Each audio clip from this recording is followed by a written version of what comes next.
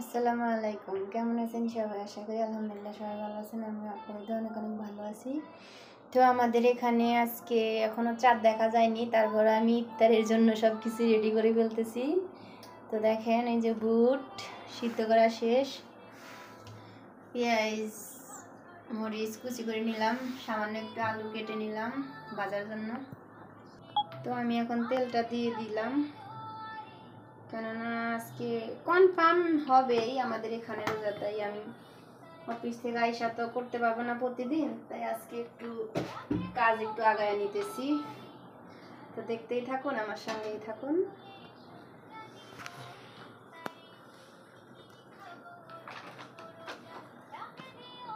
পেঁয়াজ কুচিটা দিয়ে দিলাম।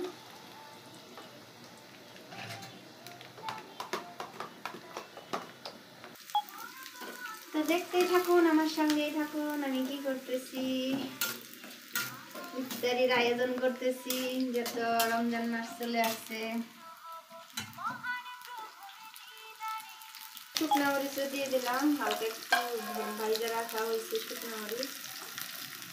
বুট ভাজার সাথে তো শুকনো মরিচ দিলে একটু ভালোই লাগে, তাই দিয়ে দিলাম।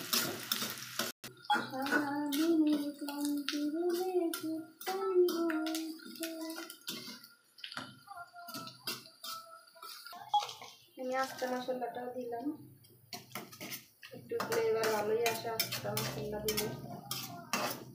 সব মশলার গুঁড়ো খাই আমি, কেননা হইলো গুঁড়া করাটাই একটু ভালো আস্তা মশলা দেওয়ার থেকে, তাই আমি আস্তা মশলার গুঁড়োটাই ব্যবহার করি তরকারির সাথে। যে আমি পরিমাণ মতো লবণ মরিচ দিয়ে দিলাম, তারপর পরিমাণ মতো মরিচের গুঁড়ো দিয়ে দিলাম, আর হলুদ তো দিয়ে দিলাম আগে, বলতে ভুল হয়েছে। এই সব আইটেমের মশলার গুঁড়ো। তারপরে এখন দিয়ে দিব সামান্য লবণ, এই যে পরিমাণ মতো লবণটাও দিয়ে দিলাম। এখন মশলাটা ভালো করে কষাবো, তারপরে আলুটা দিয়ে দিব। আলুটা কষানো হলেই বুটটা দিয়ে দিব। মশলাটা হয়ে গেছে কষানো, এখন আমি আলুটা দিয়ে দিব। এই যে দেখেন, আলুটা দিয়ে দিলাম। আলুটা কষানো হয়ে গেলে আমি তারপরে বুটটা দিয়ে দিব। এখন কষানো হবে আলুটা। আলু সিদ্ধ করেও দেওয়া যায়, কিন্তু আমি এভাবেই দিই, সিদ্ধ করে দিই না, এইভাবে ছোটো ছোটো করে কেটে ভালো করে কষায় তারপরে বুটটা দিয়ে দিই, সাধারণ ফ্লেভার বেড়েছে। এই যে এখন আমি বুটটা দিয়ে দিতেছি, দিয়ে দিলাম।